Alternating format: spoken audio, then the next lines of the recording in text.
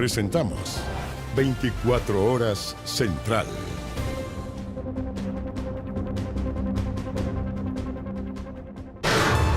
Último minuto. ¿Cómo están? Buenas noches, bienvenidos, bienvenidas a las noticias. Estamos con Fernanda Navarro porque vamos a profundizar una información que se confirmó solamente hace cuestión de minutos. La muerte del escritor peruano Mario Vargas Llosa a los 89 años, Premio Nobel de Literatura, candidato presidencial, intelectual de vasto impacto a nivel mundial, muy cercano a nuestro país. Información, Fernanda, que fue confirmada por su familia. Gracias, Iván. Muy buenas noches. Una noticia que enluta la literatura y que fue comunicada por su propio hijo a través de su cuenta de X, donde él indicó que falleció rodeado de toda su familia y en paz. Todo esto en la capital peruana, en Lima. Además, él detalla en este comunicado que ya estamos viendo ahí en pantalla que no se va a llevar a cabo ninguna ceremonia pública para despedir al autor. Hay que destacar que hace tiempo que Mario Vargas Llosa estaba enfermo. Bueno, hay que hacer memoria del impacto de Mario Vargas Llosa, figura clave de la literatura latinoamericana. El boom latinoamericano no se habría entendido sin figuras consulares como la de él, como la de Edward, como la de Donoso. Un hombre muy cercano con nuestro país que también, Fernanda, incursionó en la política, fue candidato presidencial en los 90, perdió con Fujimori. Algunas de sus obras, no sé, estoy pensando en La ciudad de los perros, Pantaleón y las visitadoras, Conversación en la catedral, son probablemente de las piezas grandes que deja la literatura latinoamericana y además en el último tiempo, 20 años dedicado por supuesto a las labores académicas y más, un gran intelectual. Así es, Iván, una muerte que representa sin duda una pérdida significativa para el mundo de las letras. Vargas Llosa ha sido reconocido, como bien decías, como uno de los máximos exponentes del llamado boom latinoamericano, donde estaba Gabriel García Márquez, estaba Jorge Edwards, estaba José Donoso, y donde las obras de Vargas Llosa abarcan novelas, ensayos, piezas teatrales que han tenido que ser traducidas a múltiples idiomas y que han influido en generaciones de escritores y también de lectores. Principales libros, como bien decías, Conversación en la catedral, La ciudad de los perros, que no hay como no nombrarlo, y también La fiesta del chivo. Pero el reconocimiento mayor a Vargas Llosa es en el año 2010, cuando fue Premio Nobel de Literatura. Ojo, el primer Nobel peruano y el primero de Sudamérica de literatura desde el 82, cuando lo ganó García Márquez. Y antes de García Márquez fue el de Pablo Neruda en 1971. Pero importante también tener en cuenta lo que fue su arista política, porque fue candidato presidencial en las elecciones del año 1990. Todo esto por la coalición política de centro-derecha Frente Democrático. Ahí pierde en segunda vuelta frente a Alberto Fujimori. Bueno, sí, va a haber, por supuesto, amplias reacciones a esta noticia que se ha conocido hace instantes nada más. Así que, Fernanda, vamos a estar actualizando en los próximos minutos. Muchas gracias. Que esté muy bien, Iván. Ahora. Bueno, no olviden a Gabriela Mistral también, por supuesto, dentro de los Nobeles de literatura latinoamericanos. Durante esta jornada, cambiamos de tema, se realizó el funeral de Milan, el pequeño hincha de Colo-Colo que murió afuera del Estadio Monumental. ¿Cómo estuvo la ceremonia? Se lo preguntamos a Cristian Cereceda. Cristian, ¿qué tal? Buenas noches. Hola, ¿cómo están? Muy buenas noches. Un fin de semana cargado de emociones, sin duda que de mucha tristeza también. Ayer se realizó el funeral de Martina, de 18 años, y durante esta jornada fue el turno, lamentablemente, del pequeño Milan, un niño de solamente 12 años. Una jornada que comenzó muy temprano, a eso de las 9 de la mañana, cuando sus cercanos salieron desde la población Jaime Izaguirre, en la comuna de Macul, en dirección hacia el cementerio El Prado, en Puente Alto, un trayecto de unos 30 minutos. Hasta ahí llegaron cerca de 300 personas, entre sus familiares, amigos, también sus compañeros de colegio. Él cursaba solamente sexto básico, también sus compañeros de la escuela de fútbol, en una instancia que fue muy íntima, privada, donde de igual forma llegaron algunos simpatizantes de Colo-Colo, donde no se realizaron mayores desórdenes. Algún grupo minoritario lanzó fuegos artificiales, también petardos, pero eso no empañó una jornada tranquila. El ingreso, de hecho, al cementerio fue de manera correcta y también la salida. Y todo esto, por supuesto, reflota lo que es la violencia en los estadios por cómo se generan ambas muertes y también el rol de las barras bravas. Ya el ministro Cordero lo adelantaba durante estos últimos días, de poder apuntarlas como organizaciones criminales y también investigarlas si es necesario penalmente, por ejemplo, en algunos ámbitos con respecto al uso de fuegos artificiales que están totalmente prohibidos, el secuestro de micros y también las agresiones que muchas veces se generan entre hinchas rivales. Sobre todo esto lo revisamos a continuación en la siguiente nota.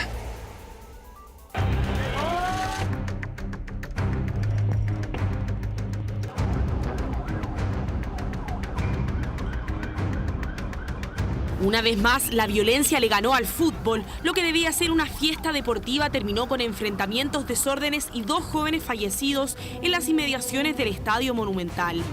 El Ejecutivo considera que esas personas autocalificadas hinchas del fútbol en verdad son organizaciones criminales. Y de ser necesarios, nosotros penalmente los vamos a tratar como organizaciones criminales. Fue la declaración que inició una discusión que ya no puede postergarse. ¿Qué son las barras bravas? Siempre que hay dinero disponible, la organización va a actuar como una empresa. Hay una persona que dirige, hay una persona que financia y hay gente que ejecuta. Hoy día también nos tenemos que preguntar, ¿quién financia los fuegos artificiales? Que es un aspecto muy relevante. La Garra Blanca nació en 1986. Desde entonces se ha convertido en una de las más influyentes, pero también de las más cuestionadas. Y ahora se enfrenta a un duro castigo. La Conmebol determinó que los hinchas no podrán asistir a los próximos partidos de Colo-Colo.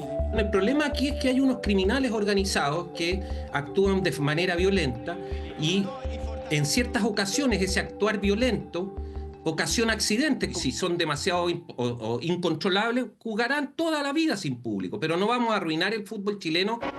A partir de los 90 consolidaron su lugar en las tribunas y muchas veces se ha hablado de financiamientos a estos hinchas por parte de terceros. Tendremos que identificar quién está financiando, a quién se está beneficiando con lo que ellos están ejecutando.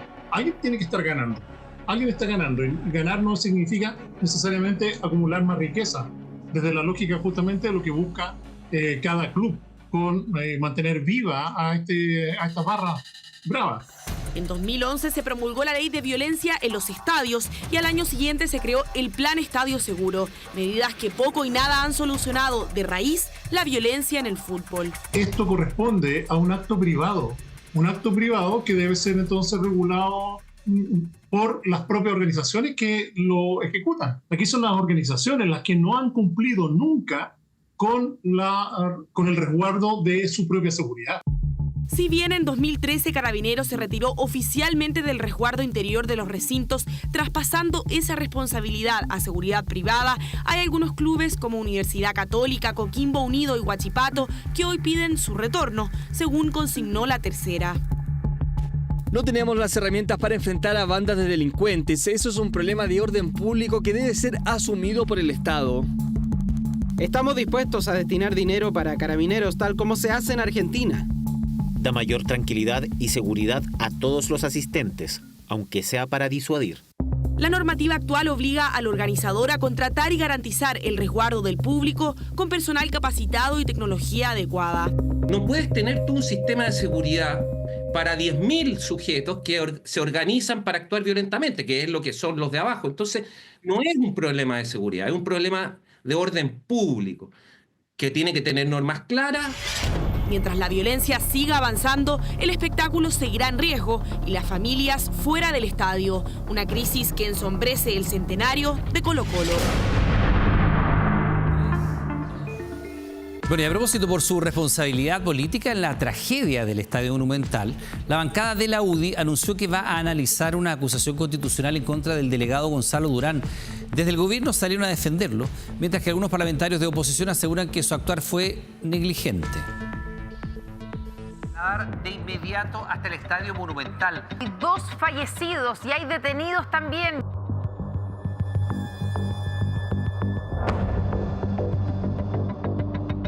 Un caos al exterior del Estadio Monumental, encuentro que terminó en tragedia, 2 muertos en uno de los momentos más tristes del balompié nacional. Rápidamente las responsabilidades se asumieron. La salida de la encargada de Estadio Seguro, Pamela Venegas. Eso sí, para un grupo de diputados los ojos solo apuntan a él. Gonzalo Durán Baronti, el delegado de la región metropolitana, el encargado de autorizar el ahora llamado Jueves Negro del fútbol chileno. Delegado Durán fijó reglas de seguridad solo 2 horas antes de la tragedia. Publicación del diario La Segunda que levantó las alarmas dentro de la oposición. Según el medio, la delegación a cargo de Durán entregó a Colo-Colo la resolución que autoriza una serie de medidas solo 4 horas antes de comenzar el partido. Falta de acción, dicen desde la UDI, que llevó a la bancada de ese partido a estudiar una posible acusación constitucional en contra del militante Frente Amplista.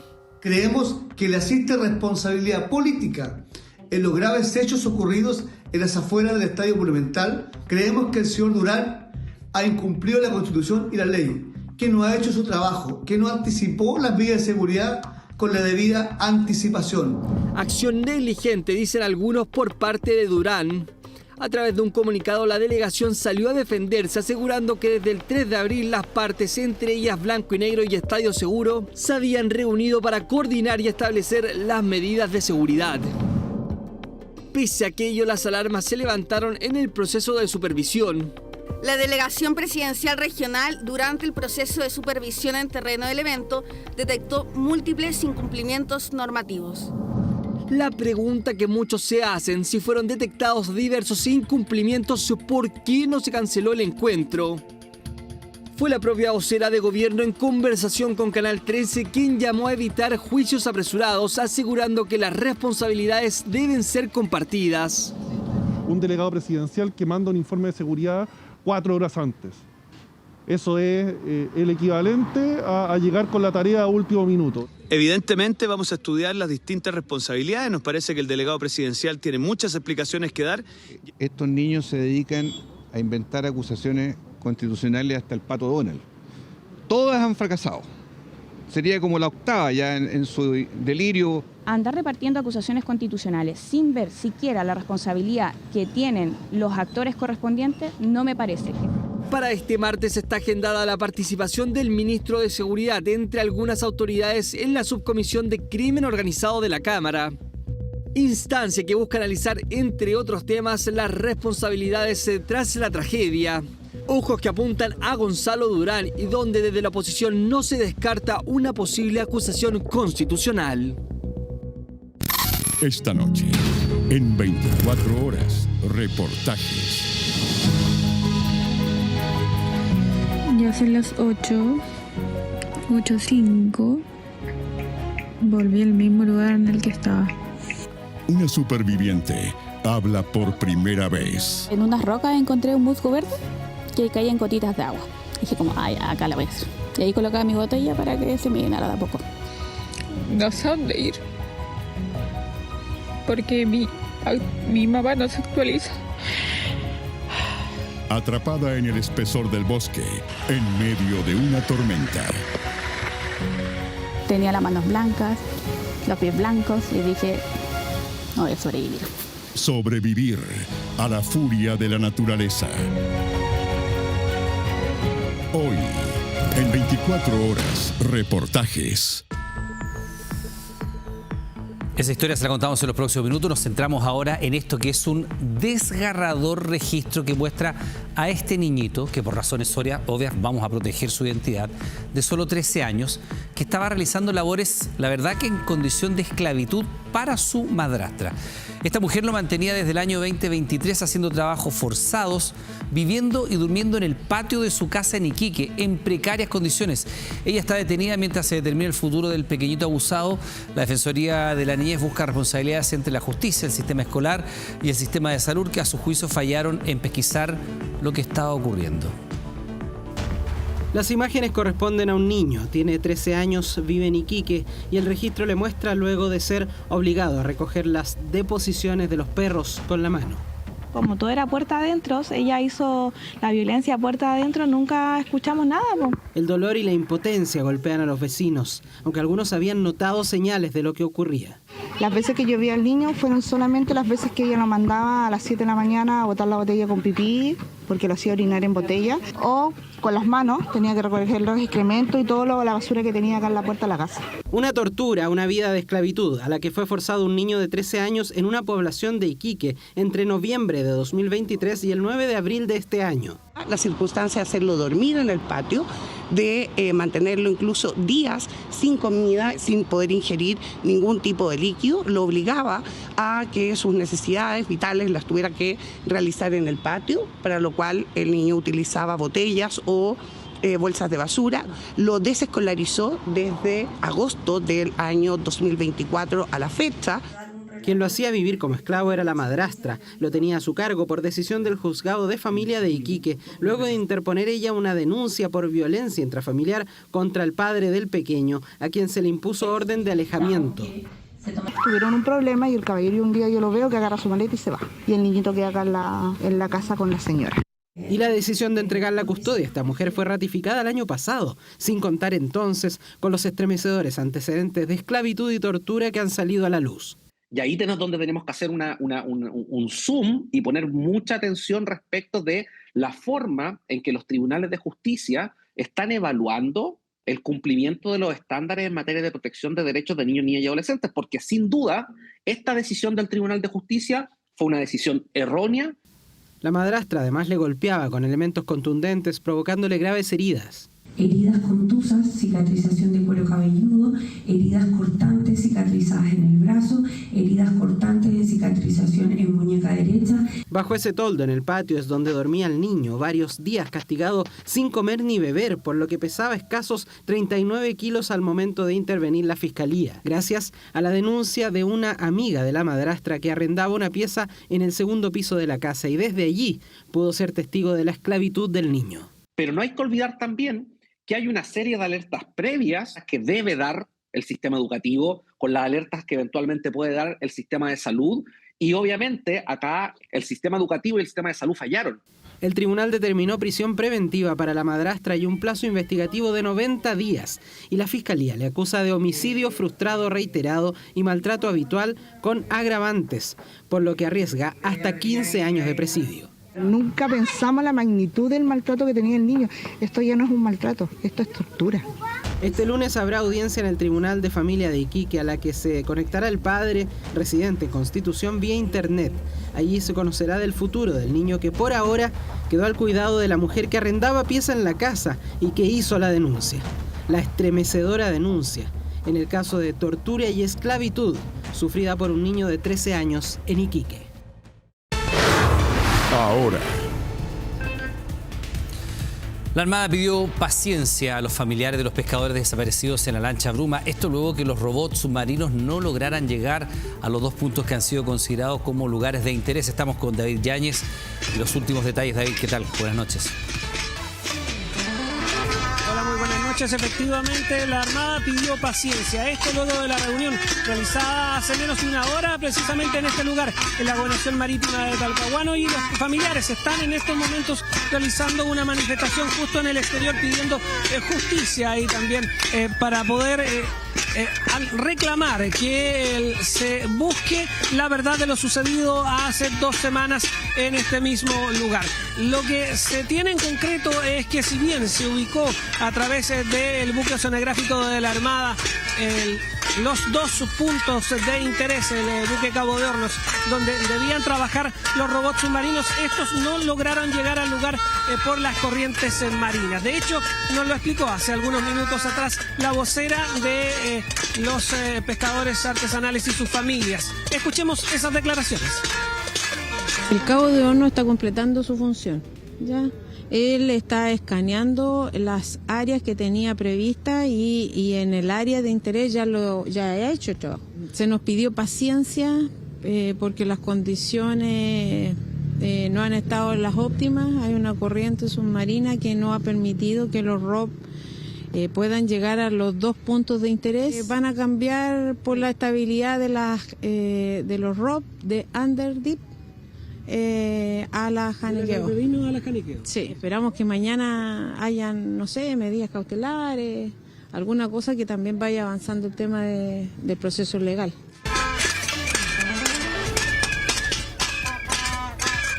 Los robots están siendo desplegados desde 2 embarcaciones, la Galvarini y también la lancha de servicios generales Talcahuano, que están operativas en el lugar.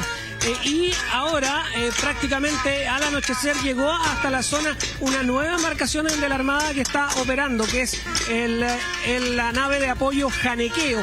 De hecho, uno de los robots submarinos va a ser trasladado hasta la Janequeo, pues ofrece una plataforma más estable para el lanzamiento durante la noche, durante la madrugada, incluso mañana va a poder operar los robots desde esta embarcación, la Janequeo. Al mando de todo esto está precisamente la embarcación, la nave oceanográfica de la Armada Cabo de Hornos.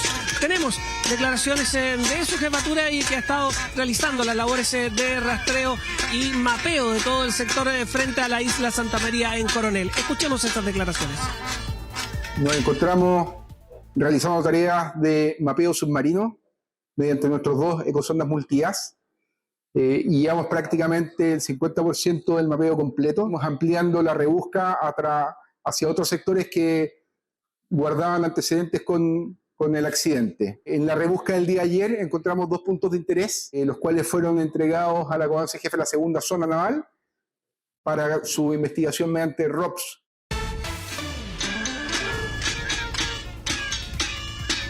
Hay que reconocer también que de parte de los tripulantes esperaban mejores noticias a esta altura. De hecho, muy temprano en la mañana vinieron a instalarse hasta este lugar esa suerte de pancarta que existe en la parte posterior con velas y las fotografías de los 7 tripulantes que permanecen desaparecidos. Es una fecha especial, se cumplen 2 semanas y es por eso que había esperanzas respecto a lo que pudiese suceder.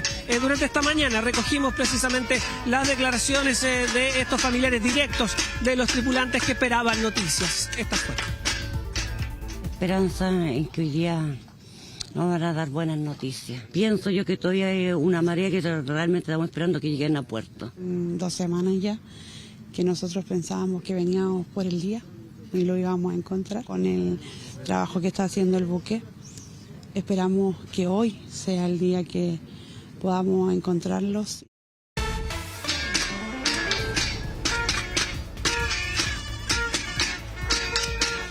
Algo que ya está en estos momentos realizándose, la revisión del océano, pues el buque oceanográfico no necesita de luz para poder operar. Lo que se realizó también durante esta tarde corresponde a los funerales de uno de los tripulantes de la nave que es apuntada por los mismos familiares de la gente del Bruma como la responsable de esta situación, de esta tragedia, de este naufragio ocurrido en alta mar. El tripulante Juan Sangüesa, cuyo cuerpo fue encontrado el pasado jueves ahorcado en las cercanías del área urbana de Coronel, fueron los funerales el día de hoy.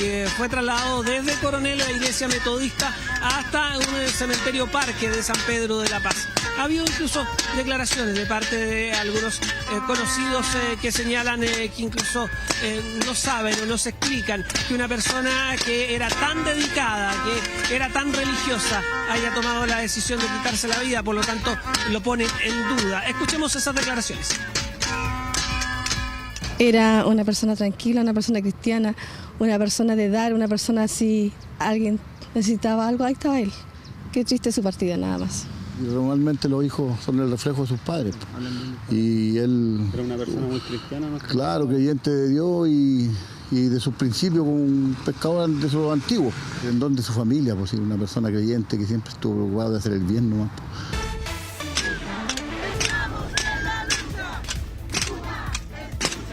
Una fecha especial para esta tragedia de la Bruma. Hay que recordar que a las 2 de la madrugada de este domingo se cumplieron las 2 semanas desde que se apagaron todas las señales de la Bruma, esta lancha motor de Constitución que fue destrozada por una colisión en alta mar, en la región del Biobío. Hasta ahora no han habido señales de los 7 tripulantes de esta embarcación. Hay una investigación que está en pleno proceso donde existían personas en calidad de imputadas, todas tripulantes de la motonave Cobra, esta nave industrial. Esta es la nota preparada por Oscar Jara. Aquí está la lanchita, todavía tiene materiales, cordeles.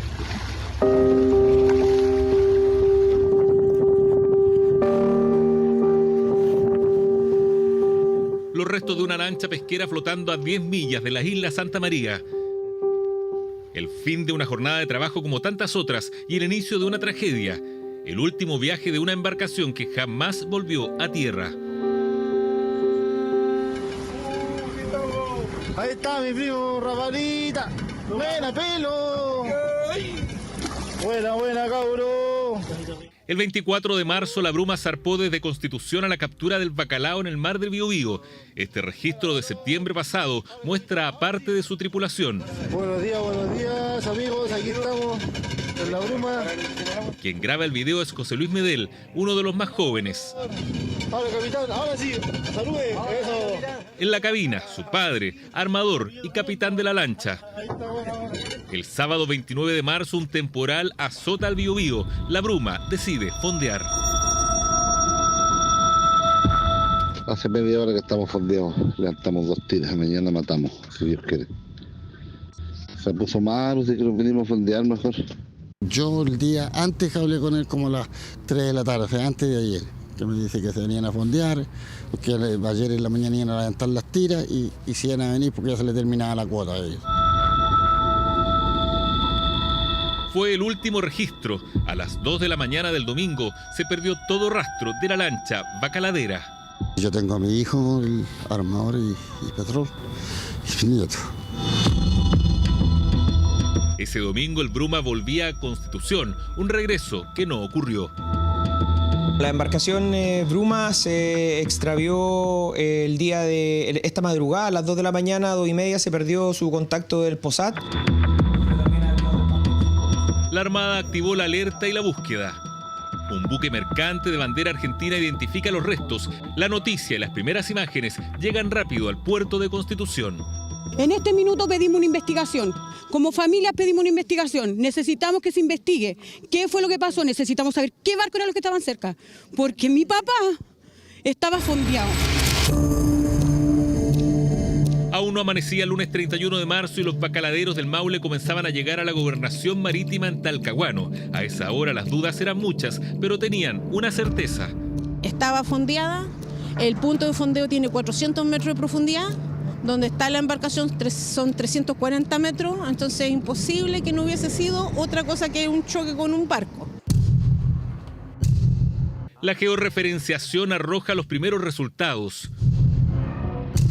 3 son las embarcaciones que navegaron en la zona donde la Bruma estaba fondeada, pero la evidencia se cerró en una de ellas.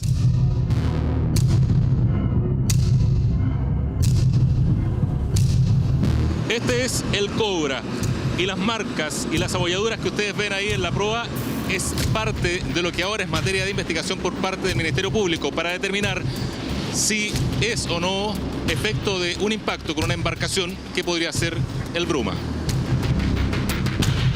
A esas alturas las familias siguen con los ojos hacia el mar, la esperanza puesta en la balsa salvavidas. Esperemos que encuentren a los chiquillos, que estén en la balsa, que es la esperanza que tenemos, que estén en la balsa.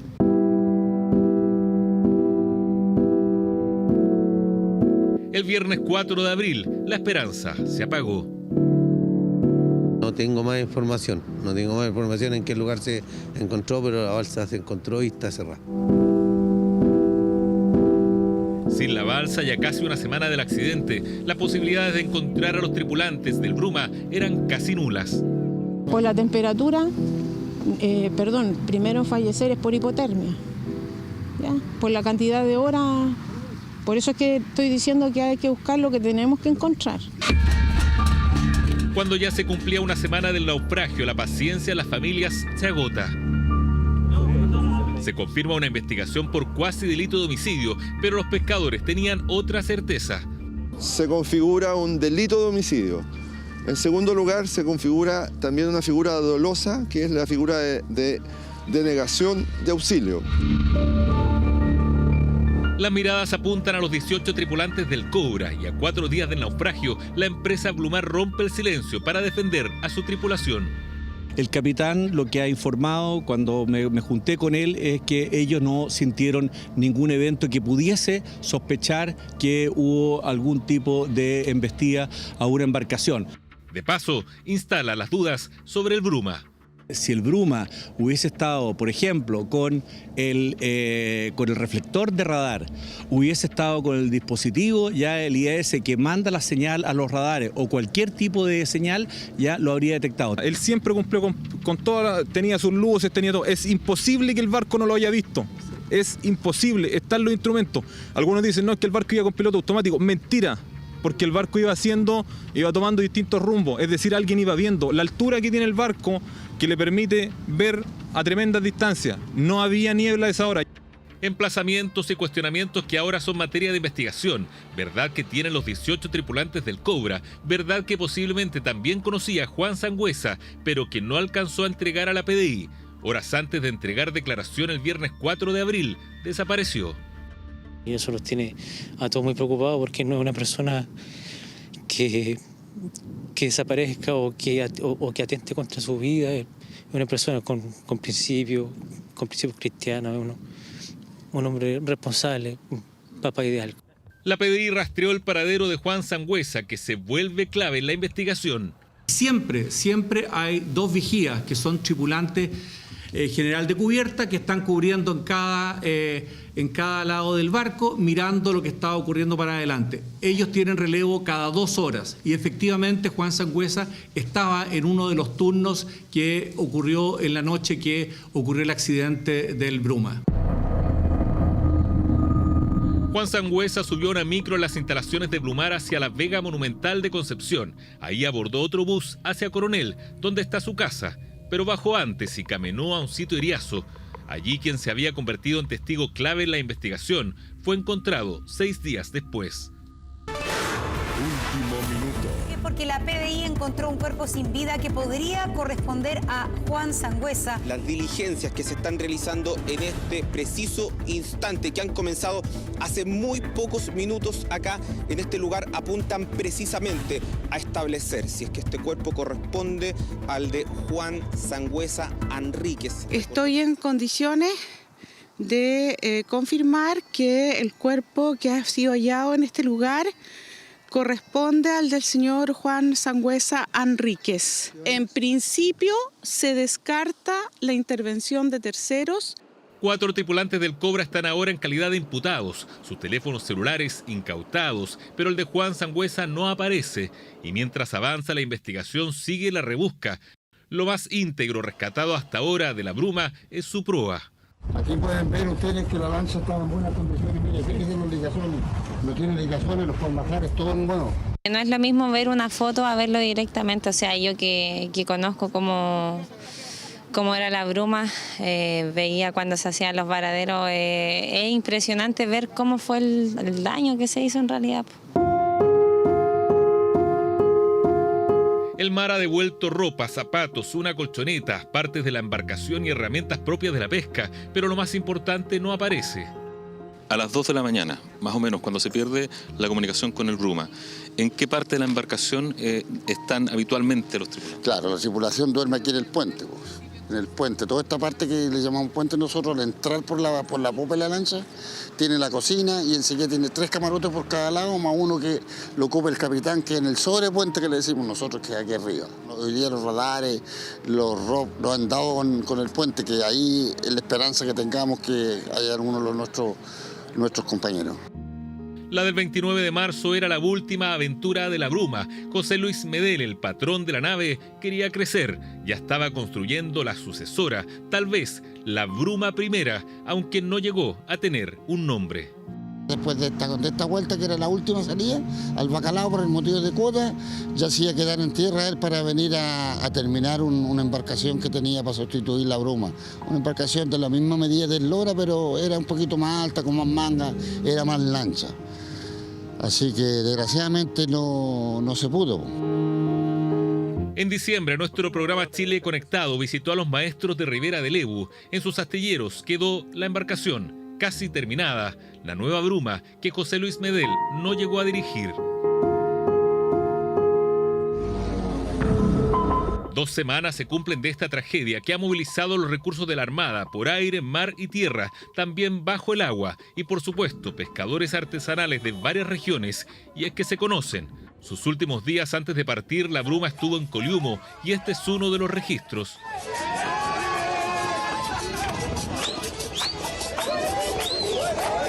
Es la alegría de José Fernando Carrasco y la juventud de José Luis Medel Sepúlveda, que el pasado martes cumplió 31 años. Una tragedia que deja más de un duelo y hasta ahora muchas preguntas sin respuestas. La primera y la más urgente: ¿dónde están los 7 tripulantes de la bruma? Igual pues, cabros. Aquí estamos en la brumita.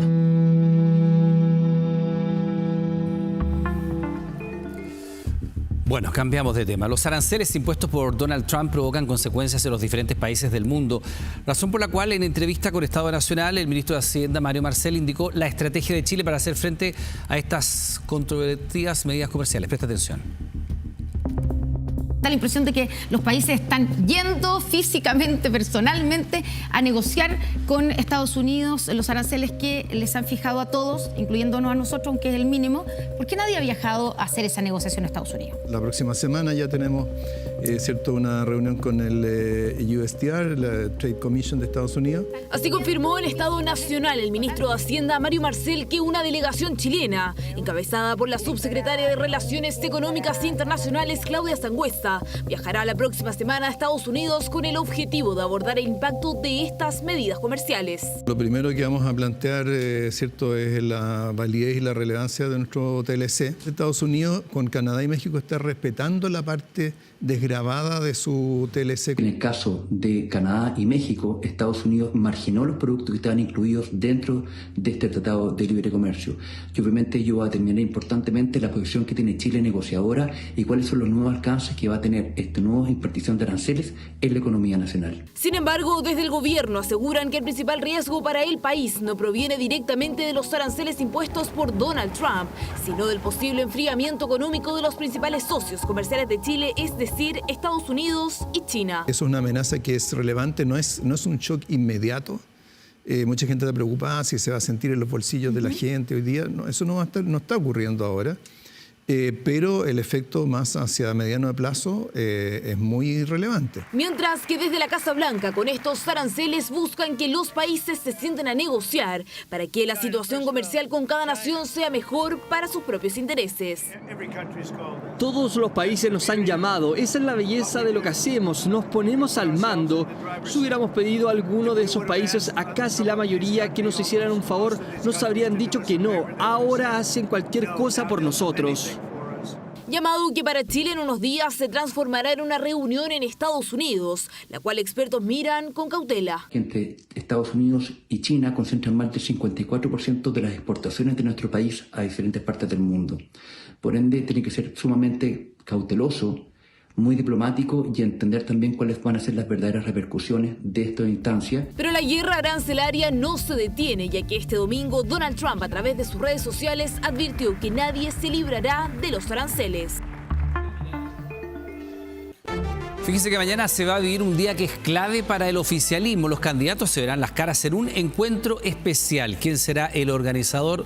¿Dónde va a ser esta cita? Joaquín San Martín nos cuenta más. Joaquín, ¿cómo te va? ¿Qué tal? Buenas noches.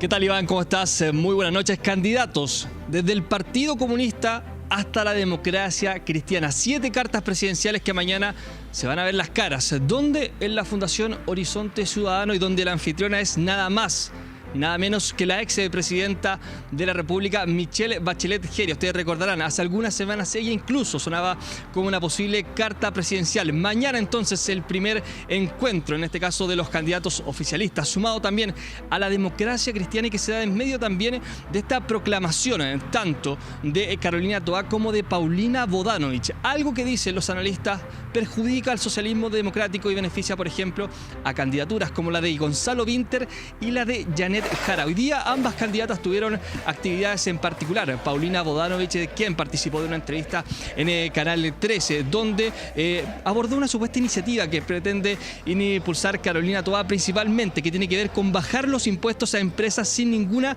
contraprestación. Desde el equipo de Toá salieron a desmentir esto y afirmaron en particular que esto no es efectivo en un primer encontrón. entre ambas cartas presidenciales. Nosotros tuvimos declaraciones de ambas que pasamos a escuchar. No tengo ningún conflicto con Paulina Bogdanovich. Ella es una candidata, yo soy otra candidata y estoy muy satisfecha de que toda esta fase enredosa de los partidos tomando sus decisiones queda atrás. Ahora tenemos candidaturas, vamos a tener una primaria de lujo en el progresismo. Creo que debe haber al otro lado mucha envidia de lo que vamos a lograr acá. ¿Ha podido hablar con ella, con Paulina? No he hablado, pero ayer la felicité. Sí. Mañana nos vamos a ver, sí. Más que un quiebre, yo diría que aquí lo que hay es una, multiplicidad de candidaturas que se ponen al servicio de la ciudadanía. ¿Cómo está hoy día la relación con Carolina Toa? Bien, y también creo que esto no es un problema de relaciones personales, tampoco una pelea de mujeres. Esto no es un problema de peluquería, esto es política. A las 12 de la tarde, al mediodía, será este primer encuentro entre los candidatos oficialistas, el primer cara a cara también ahí, donde la anfitriona será en este caso la ex presidenta Michelle Bachelet. Vamos a estar atentos de qué es lo que va a pasar y principalmente atentos a este encuentro entre Paulina Bogdanovich y también Carolina Toa. Joaquín, muchas gracias. Nos quedamos atentos. Buenas noches. Buenas noches. Ahora.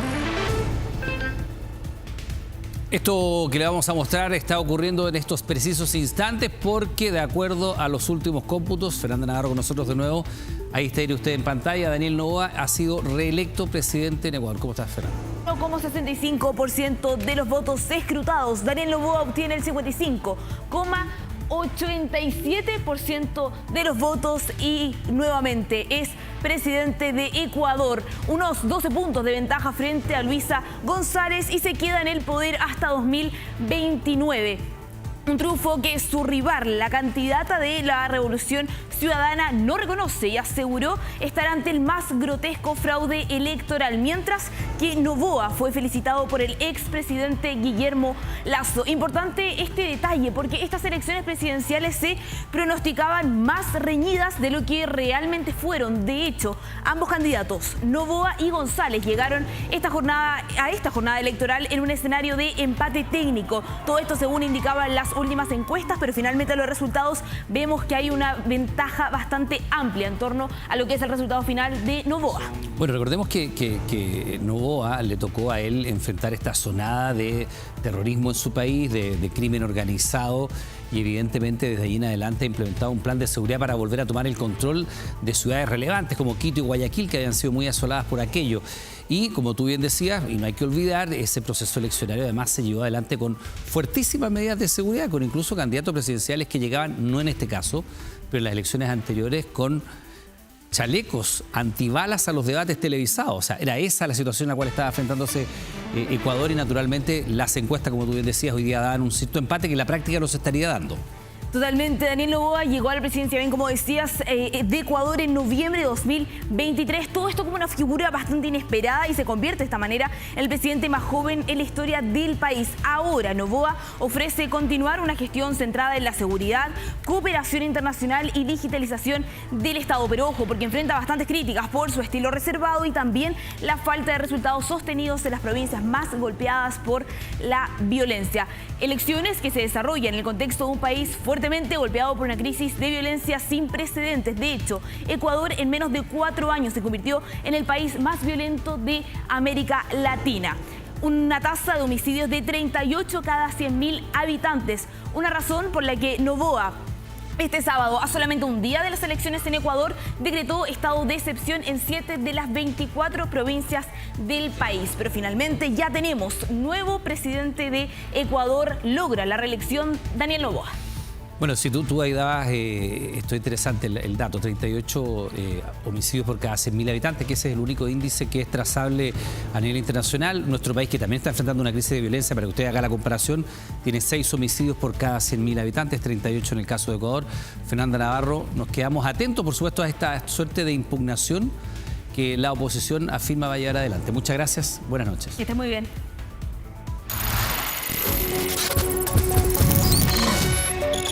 24 horas. Reportajes.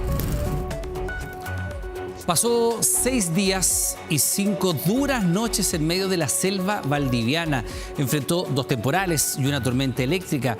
Javiera racionó su comida, caminó sin descanso y utilizó todo su ingenio para sobrevivir luego de perderse en Cochamó. Hoy en exclusiva nos cuenta su historia y nos entrega registros inéditos de su búsqueda. Juntos volvimos al lugar donde casi pierde la vida para dimensionar su travesía. El reportaje de Rodrigo Pizarro, Juan Carlos Alarcón y Sebastián González.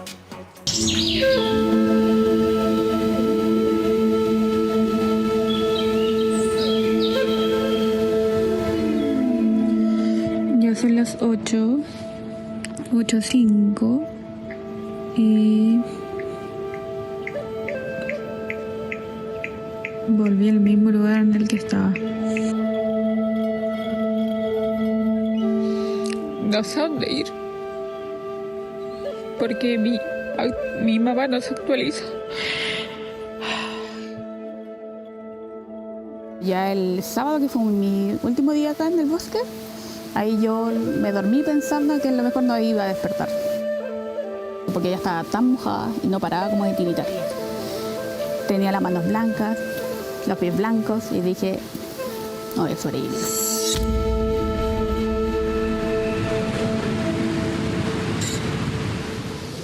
Javiera Coña camina tranquila en la costanera de Puerto Montt. Casi nadie la mira salvo por la cámara con la que la acompañamos. Tampoco se imaginan que los primeros días de marzo fue la noticia, no solo de la región de los lagos, sino de Chile.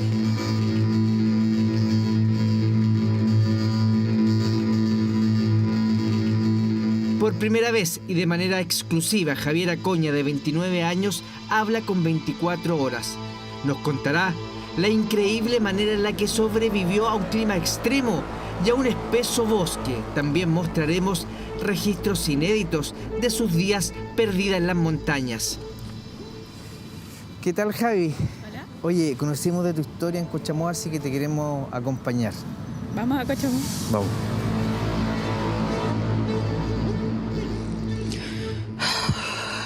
Así que espero hoy día llegar a un lugar. Son como las 3. Mi mapa no se actualiza. Entonces camino, pero siento que no llego a ningún lado donde esté como marcado por la gente. El Valle de Cochamó es un lugar apetecido por los amantes del trekking. Queda a 2 horas de Puerto Montt. Para llegar a él hay que bordear la hermosa Puerto Varas y los caminos sureños llenos de verde y más verde. Son 13 kilómetros de caminata pegada al estuario del Reloncaví. Esa mezcla de montañas, fiordos y selva valdiviana hacen que la belleza del sector sea única. Javiera vuelve junto a un equipo de 24 horas reportajes al valle.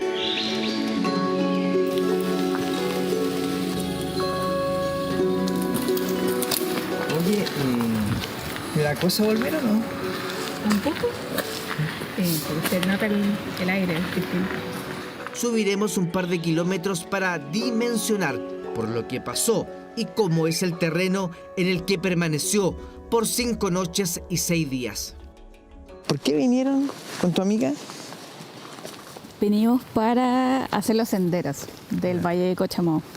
Ella ya había venido, me contó, me mostró las fotos, me mostró cómo fue y me dijo, vamos. Ella lo quería repetir y yo le dije, dale, yo te acompaño. Este camino es de caballo, este camino es de arriero. Es de arrieros.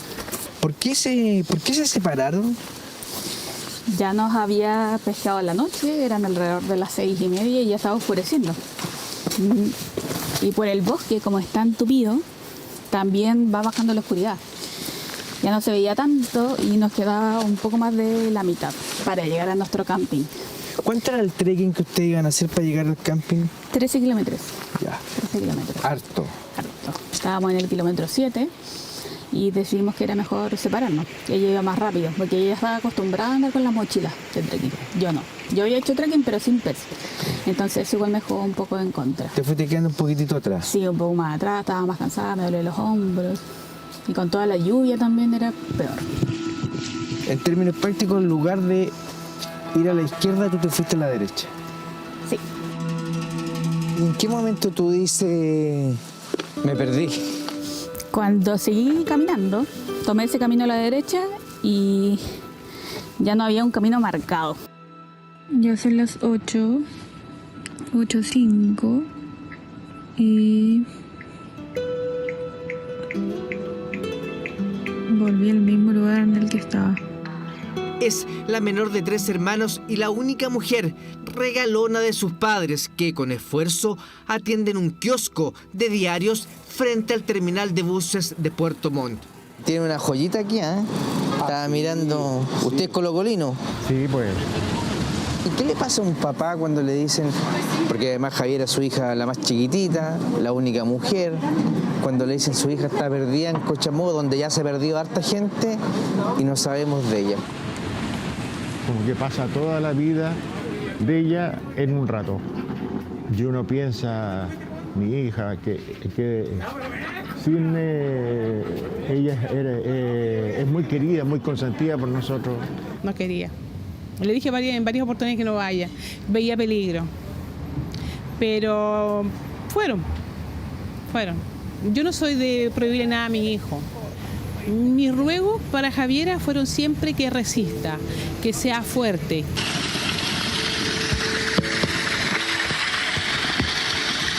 Toda la familia se trasladó hasta Cochamó, incluidos parientes chilotes, amigos y sus hermanos. Matías es el mellizo de Javiera y Ricardo el mayor, el que dirigió la búsqueda que movilizó a toda la comunidad.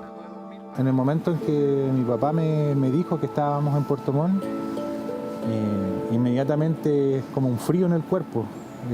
Nos dio como angustia, pero siempre tratando de mantener la cabeza fría para poder aportar de la manera más objetiva y poder encontrarla rápido. Entonces, inmediatamente vinimos con la familia, todos nos vinimos de inmediato a Cochamó a buscarla.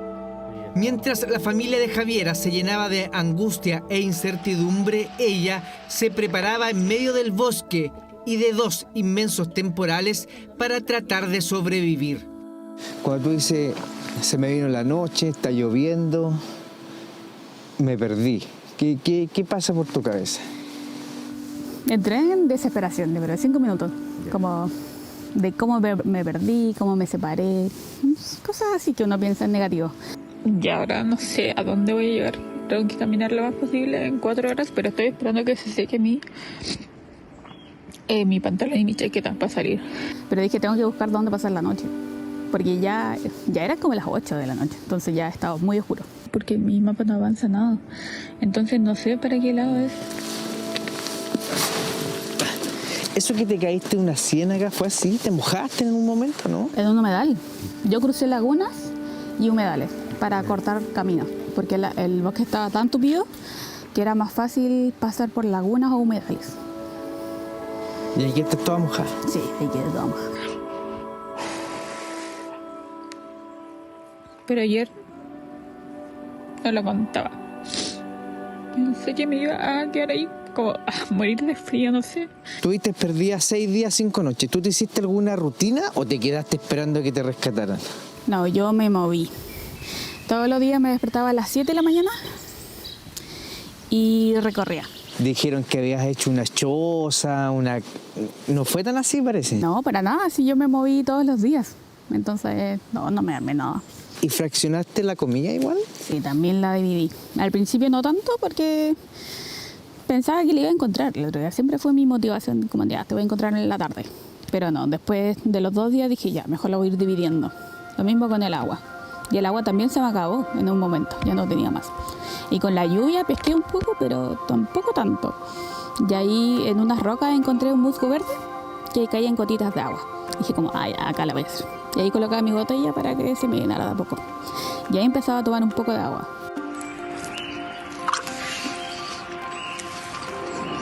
Llevaba barras de cereal, compotas y unos geles como deportivos que te dan hidratación.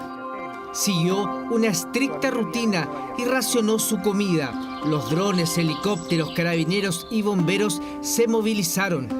Porque veía drones, veía helicópteros, sobrevolándome. Yo le hacía señas o colocaba mis capas en un lugar visible, pero era el árbol, o sea, el bosque era muy frondoso. Pasa tú primero, que eres la experta. ¿Tú escuchabas los drones? Los veía. Los veía. Los veía. ¿Pero no tenías cómo hacerle señas? No, le intentaba mostrar mis capas, mis cosas colores, pero mira, aquí ya algo así era el bosque. Entonces, de arriba no te veían. No encontraban rastros tuyos porque tú no dejaste basura. Ah, sí, pues. Había que siempre, acá nos dicen igual en la entrada, que hay que llevarse toda la basura. Todo lo que sube, baja. Entonces yo dije, ¿cómo voy a contaminar?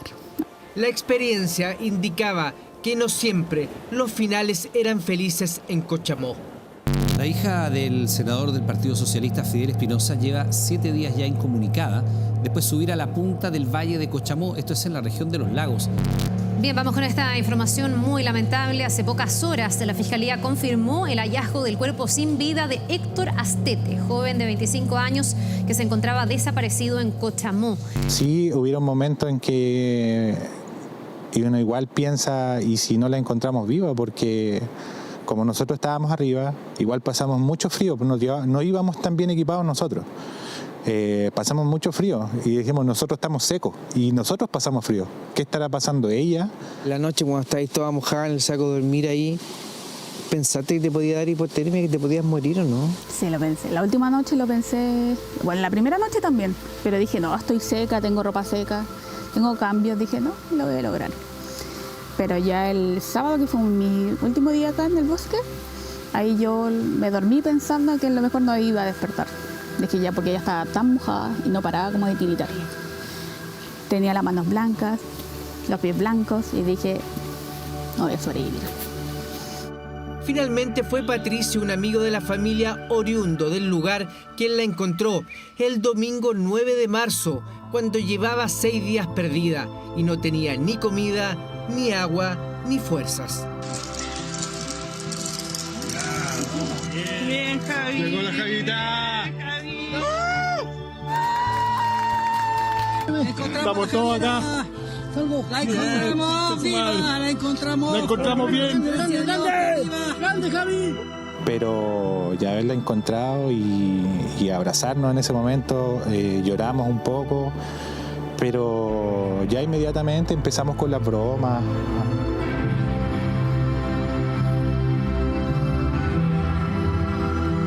Bueno, y entre medio se te iba agotando la batería del celular. La batería. Llegué a 1%, sí, el domingo. Llegué al hospital con 1% de batería. Claro, lo que me decía tu hermano, que fueron encontrando como restos de mi capa de agua. De tu capa de agua, que ahora la gente se la saca como recuerdo, ¿no? Sí, como de la suerte, un pedazo de la suerte. ¿Ya eso te fue quedando como en lugares? Sí, porque el camino es muy estrecho, entonces uno al pasar con la mochila se te iba rasgando fácil. ¿Y eso fueron encontrando tu hermano? Sí. Hemos caminado cerca de 1,5 kilómetros de los 13 que dura este trekking. Llegamos a un río.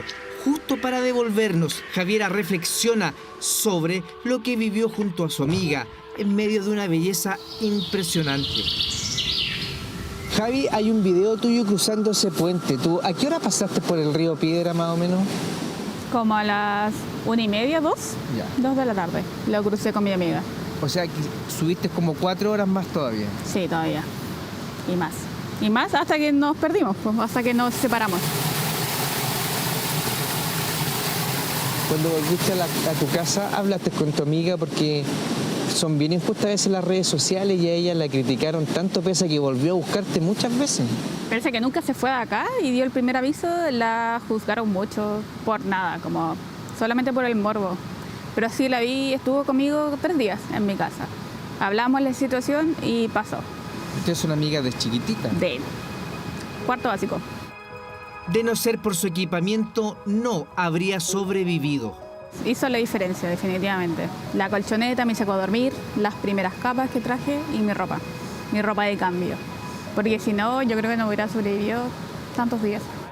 Tiene 29 años, estudia y trabaja, además rescata animales y sus padres ayudan a indigentes en las cercanías de su kiosco. Javiera movió muchos corazones, movió gente, movió amistad, movió todo. Todo el mundo que nos ayudó desde la distancia, le queremos decir que un Dios les pague por toda la ayuda que nos brindaron como familia. Yo creo que volvían a nacer de nuevo. El apellido Coña en mapudungún significa valiente guerrera. Hoy están felices. Ricardo, el hermano mayor, se ha comprometido en matrimonio y Javiera ha vuelto de a poco a retomar su vida. La mesa está rodeada por gente que ayudó en el rescate de esta guerrera que sobrevivió a 2 temporales y a una tormenta eléctrica gracias a su tranquilidad y astucia. Al despedirse del valle, se va con la promesa de volver a terminar un trekking que casi le cuesta la vida.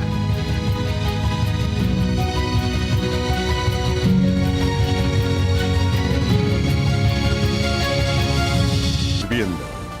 24 horas Central. Su nombre es Kilmar Abrego y su caso ha conmocionado a Estados Unidos y también a El Salvador. Esto tras haber sido deportado por error a la cárcel de máxima seguridad de Bukele, a pesar de no tener antecedentes judiciales. Aunque el gobierno de Donald Trump reconoce, admite el error, se niega a devolverlo a su país. Mire. If you can hear me, I'm still fighting for you. La lucha de Jennifer Vázquez para que su esposo sea liberado de la cárcel salvadoreña a la que fue deportado por error por el gobierno de Donald Trump se ha convertido en una polémica nacional en Estados Unidos. What do we want? Justice for Kilmar. When do we want it? Now. Oh, we made a mistake because he's not with them, he's with MS-13. Bring him back, bring him back. Así respondía esta semana el presidente Donald Trump al caso de Kilmar Abrego, señalando que el supuesto error de su gobierno era acusarlo de ser del Tren de Aragua y no de la Mara Salvatrucha. El punto es que este joven salvadoreño no pertenece a ningún grupo criminal. No hay cargos aquí ni en El Salvador. No ha sido acusado de ningún delito y aún así se encuentra en prisión. Creemos que eso es ilegal en ambos países y debe ser liberado de inmediato. El joven de 29 años, casado con una ciudadana estadounidense y padre de 3 niños, uno de ellos con discapacidad, fue deportado hace un mes hacia El Salvador, a pesar de que había una orden judicial que indicaba que no podía volver a su país porque podría ser asesinado por las pandillas que tenían amenazada a su familia. Está en una cárcel salvadoreña infame, plagada de abusos contra los derechos humanos, aislado del mundo exterior. El gobierno lo envió allí sabiendo que tenía prohibido hacerlo y ahora se niegan a mover un dedo para traerlo de vuelta. Pero ¿cómo terminó Abrego recluido en la temida cárcel de máxima seguridad de El Salvador, luego de llevar una vida tranquila dedicado a la construcción en el estado de Maryland? Hace unos años hubo una denuncia anónima, le acusó de ser miembro de una pandilla y pues fue detenido de manera ilegal, arbitrario en su casa y deportado al centro de confinamiento de terrorismo en El Salvador sin debido proceso, sin juicio, sin condena. Cuenta 24 horas desde El Salvador Noah Bullock, el director de la ONG Cristosal, que es un organismo que ha denunciado los abusos del gobierno de Nayib Bukele en el marco del estado de excepción con el que gobierna desde hace 3 años. Se encuentra en este momento en una especie de agujero negro judicial. Es decir, de que Estados Unidos dice que esas personas no están en su custodio, sino está bajo custodio del gobierno de El Salvador. El caso de Kilmar Abrego ha causado indignación en Estados Unidos porque el gobierno de Trump aceptó que había cometido un error en su deportación, pero lejos de enmendarlo, ha acudido a la justicia para evitar cumplir la orden que ratificó esta semana la Corte Suprema, en la que se pide devolverlo al país en el menor tiempo posible. La Corte Suprema dejó muy claro en su fallo que es responsabilidad del gobierno facilitar el retorno, no hacerlo efectivo. El Departamento de Justicia presentó otro escrito ante el tribunal. Esto es algo tan reprochable que lucharemos en los tribunales, en el Congreso y en nuestras comunidades, y es un caso que ahora mismo está en la justicia. Las esperanzas de la familia de Kilmar Abrego están puestas en la visita que hará este lunes a Estados Unidos el presidente salvadoreño Nayib Bukele, quien llegará a Washington en medio de esta polémica que ha conmocionado a los 2 países. Ya volvemos con 24 Horas Central. 24 Horas Central. Ya estamos de regreso en las noticias. Le contamos que luego de 3 años se volvió a realizar uno de los torneos más importantes del fútbol infantil en nuestro país, la Copa Enel 2025, donde más de 400 niños y niñas compitieron en la versión 22 de este campeonato que coronó a las comunas de Santiago y La Florida como sus campeones. El campeonato de fútbol infantil más grande de Chile está de vuelta. Se trata de la Copa Enel 2025, evento deportivo que contó con la participación de 450 jóvenes.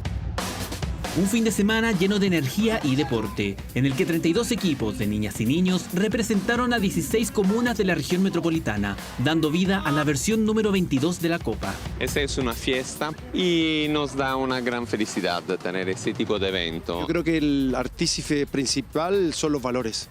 Creo que ahí en donde podemos desarrollar no solamente ese lazo que tiene que ver con el deporte aquí en la cancha, sino que también en las casas, con los papás. Fomentar el deporte de la mano de valores y la convivencia es el principal objetivo de este torneo, el que contó con el apoyo incondicional de las familias que llenaron las galerías para brindar su apoyo a sus seres queridos. Con toda la familia aquí para atrás, toda la familia aquí apoyándolo a los muchachos. Es pasarlo bien, entretenerse. Que en él tenga esta oportunidad y que le dé la posibilidad de participar a tantos niños. Y ese es el espíritu deportivo, amistad y compañerismo, elementos que le dan vida a esta fiesta, que coronó al equipo femenino de Santiago y al masculino de La Florida. Ya, buenas noticias deportivas para terminar las informaciones hoy día. Como siempre, gracias por estar junto a nosotros. Siga acá en TVN, llega una nueva semana de competencias en The Floor. No se lo pierda, que tenga buenas noches.